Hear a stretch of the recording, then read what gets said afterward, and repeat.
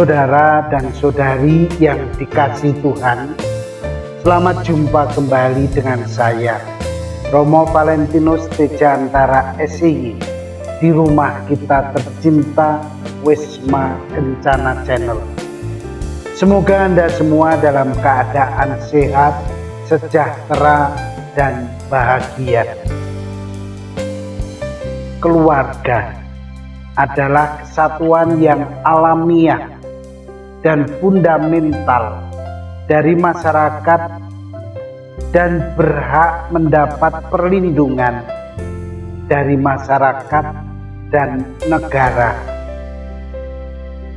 Pengertian keluarga itu menunjuk betapa penting dan mendasarnya eksistensi serta peran keluarga dalam kehidupan bermasyarakat, sehingga masyarakat dan negara berkewajiban melindungi entitas terkecil dalam masyarakat ini.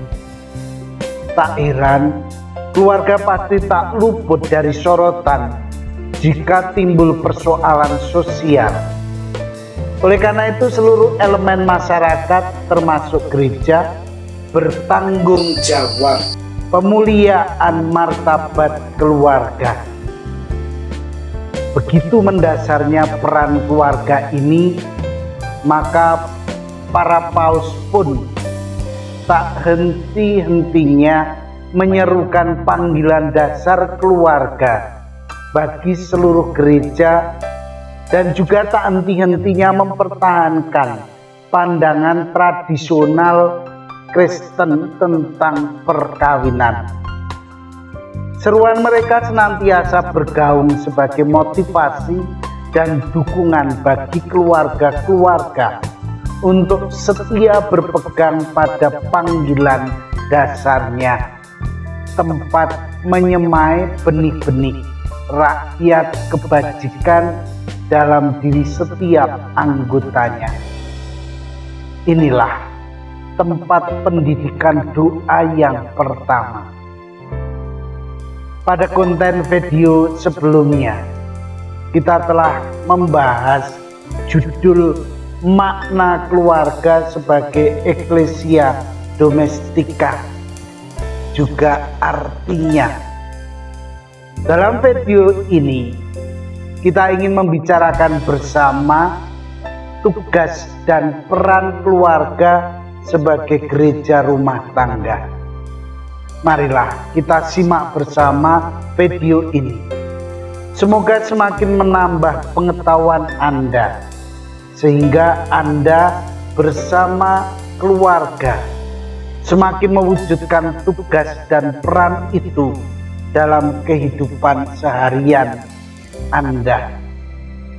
Selamat menyaksikan video ini sampai tuntas.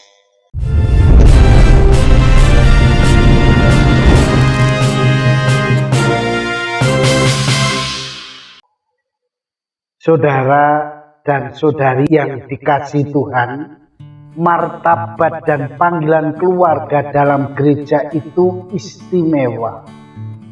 Keluarga Kristiani diutus dengan tugas yang khusus pula. Oleh karena itu, marilah kita bahas bersama detail tugas dan peran keluarga dalam gereja. Kita lihat satu persatu tugas dan peranan yang diajarkan gereja bagi keluarga Kristian.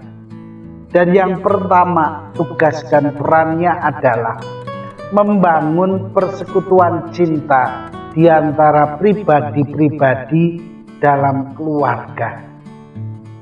Wujud nyata dari tugas dan peran ini sangat mudah untuk diingat dan dipraktekkan. Karena tugas dan peran ini ditandai dengan cincin sebagai cinta kasih tak terbatas dan seutuhnya. Perbedaan pribadi wanita dan pria yang menjadi tanda saling membutuhkan dan saling melengkapi. Puncaknya yang luar biasa adalah dalam persetubuhan yang kemudian membuahkan kehidupan baru. Persetubuhan merupakan bahasa kasih alias perwujudan saling mengasihi tanpa batas.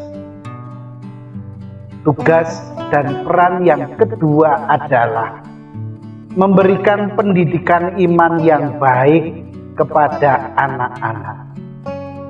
Menurut pedoman pendidikan Katolik dikatakan, dalam keluarga Kristiani yang dilengkapi rahmat dan tugas sakramen nikah, anak-anak sejak dini harus diajar memandang dan menyembah Allah dan mencintai sesama sesuai iman yang diterima dalam permandian.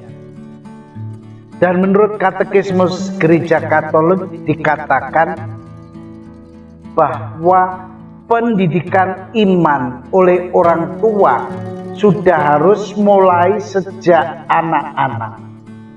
Ia mulai dengan kebiasaan bahwa anggota-anggota keluarga saling membantu supaya tumbuh dalam iman melalui kesaksian hidup yang sesuai dengan Injil. Lebih lanjut diterangkan pula dalam Familiaris Consortio bahwa pendidikan iman itu adalah usaha orang tua untuk memberikan semua pokok yang anak butuhkan untuk mencapai kedewasaan pribadi secara Kristiani.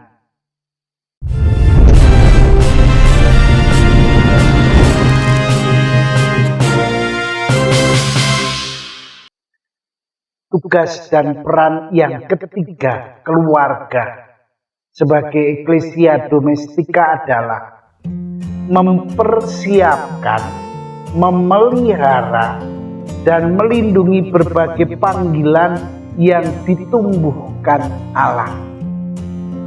Panggilan di sini memang lebih ditekankan pada suatu panggilan khusus dalam gereja, seperti misalnya menjadi imam, biarawan, dan biarawati. Paus Yohanes Paulus II mengatakan bahwa orang tua yang menerima rahmat ini dengan rasa syukur akan melipat gandakan cinta melampaui cinta insani. Oleh panggilan anaknya, orang tua akan memperoleh berkat cinta yang jauh lebih besar. Yang keempat, tugas dan perannya adalah ikut serta dalam dan mengambil tugas serta mewujudkan kehidupan dan misi gereja. Yang merupakan anjuran ini adalah jadikanlah semua bangsa muridku. Arti menjadi sahabat-sahabat Yesus alias ngehayat sabdanya serta meneladan cara bertindaknya. Bandingkan Matius 28 ayat 18 sampai 20. Baptislah mereka dalam nama Bapa dan Anak dan Roh Kudus. Ajarilah mereka melakukan sesuatu yang telah kuperintahkan kepadamu. Begitu agung dan luar biasanya tugas dan peran keluarga-keluarga kita. Sadarkah kita bahwa tugas dan perutusan itu menuntut dari keluarga kita?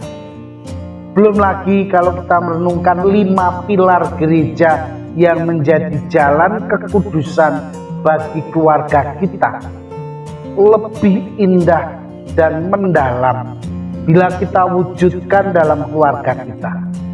Mari kita mohon berkah Tuhan. Semoga tugas dan peran ini bisa terwujud dalam keluarga kita.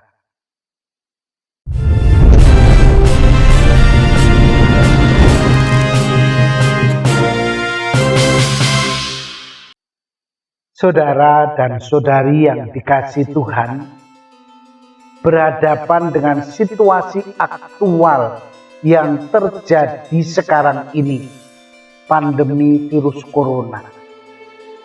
Bagaimana tugas dan peran keluarga ini bisa dijalankan, terutama pemberlakuan pembatasan sosial maupun fisik yang diupayakan pemerintah dan seruan yang dikeluarkan gereja berdampak pada aktivitas intens setiap orang masing-masing, atau yang kini sedang trending dengan istilah di rumah saja.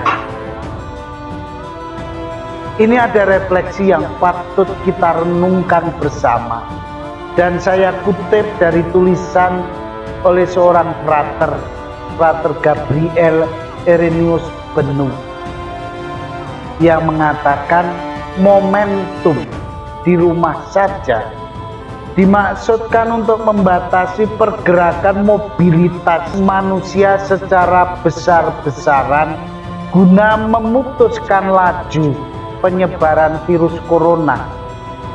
Namun jika direfleksikan lebih dalam, momentum ini pada dasarnya merupakan kairos, saat yang tepat merevitalisasi makna keluarga dan perkawinan yang sesungguhnya. Setelah sekian waktu mulai memudar akibat tuntutan hidup yang mengharuskan kegiatan intens di luar rumah. Istilah di rumah saja adalah suatu bentuk simbolis yang menghadapkan arti rumah, keluarga maupun perkawinan yang sesungguhnya sebagai anugerah Tuhan yang patut disyukuri. Hal ini semakin dipertegas ketika ada begitu banyak orang yang berjuang sekuat tenaga untuk pulang ke rumah, back home, ketika ditandai badai ini, dan juga sekian air mata kerinduan dari para pejuang medis untuk kembali ke rumah mereka, kepada keluarga dan pasangan hidup mereka. Tak dapat dipungkiri bahwa pandemi ini menegaskan arti terdalam dari keluarga dan hidup perkawinan sebagai harta terindah setiap insan manusia. Komunikasi dari hati ke hati dalam keluarga dan antar pasangan kini menjadi semakin intens, menjadi semakin aktif.